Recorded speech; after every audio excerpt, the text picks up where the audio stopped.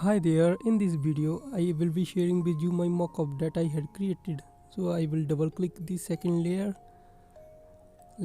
I will be placing a face here. I will place Chris Evans here. Let's place. Now I will adjust its size so that it could cover the canvas. After that I will save it. You can save it as Ctrl plus S or Command plus S for Mac.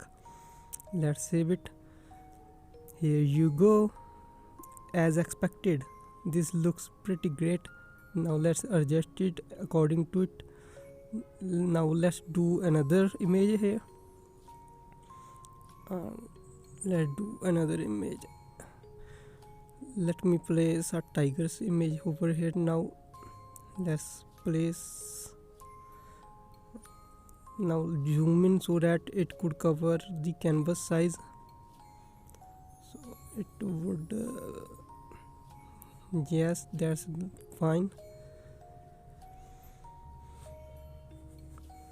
Now Ctrl S save and you will see.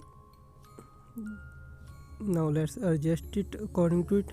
So guys, I had put the download link in the description so you can download this mockup for free.